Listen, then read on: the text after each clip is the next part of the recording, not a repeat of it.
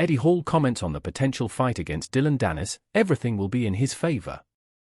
Although he first gained recognition through strongman, Eddie Hall has continued to build a reputation with incredible stunts in combat sports.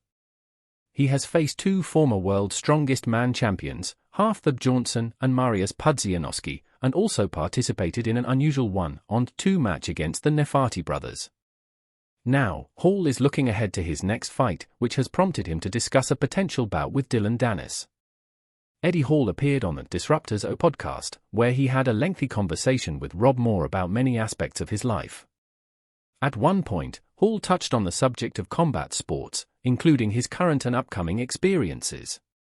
He specifically mentioned the fight against Dillon Danis, revealing that everything is going his opponent's way.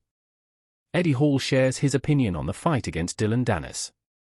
Eddie Hall and Dillon Danis have already faced off in public, where they reached an informal agreement to fight under certain conditions.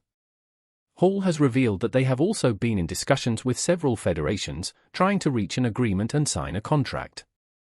I'm currently in talks with a few federations to fight Dillon Danis, who is world-renowned. I think he's won some big titles in jiu-jitsu. You know, he's had a lot of fights and obviously you've seen him fight on Misfits and stuff like that. Kind of a love him, hate him character. One of the conditions is that Eddie Hall must reduce his body weight to 300 pounds, 136 kilograms. This is due to the obvious size difference between him and Dillon Danis. However, Eddie believes the gap between them won't be as significant as it seems, since he'll have to lose a considerable amount of weight, while Danis will likely also be heavier than usual.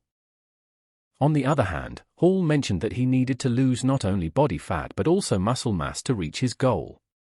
Therefore, his strength wouldn't be at the desired level, which is detrimental to Hall considering it's one of the few factors working in his favor. At first glance, this seems very unfair because he weighs 80 kilograms, Hall weighs 165 kilograms. Listen to me though, from what I understand, he walks around at nearly 100 kilograms. As part of the stipulation, I have to get down to under 300 pounds, or 135 kilograms. So come the fight, there will only be a difference of about 35 kilos. I need to lose 30 kilos.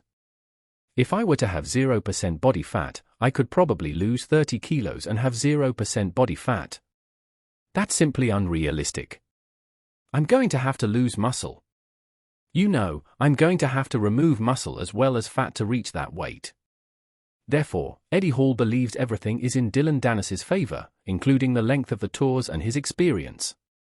However, Hall isn't complaining, as he acknowledges that Danis's size and strength are his greatest advantages. When you factor in weight loss, weight gain, lap times, obviously everything will be in his favor. These will be 5-minute laps. I'm going to give him all the advantages because I have the biggest advantage, which is size and strength. Other potential matches.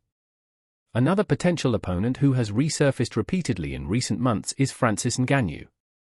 Eddie previously dismissed the rumors because he wasn't satisfied with the proposed purse, but has now stated that he would be willing to face one of the world's most powerful MMA fighters for $5 million. Eddie went on to say that he would go all out from the start of the fight, trying to finish Ngannou as quickly as possible.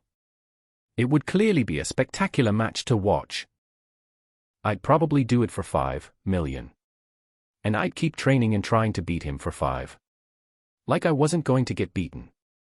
I'd take $5 million and I'd literally try to decimate him. Another name linked to Eddie Hall is Jake Paul.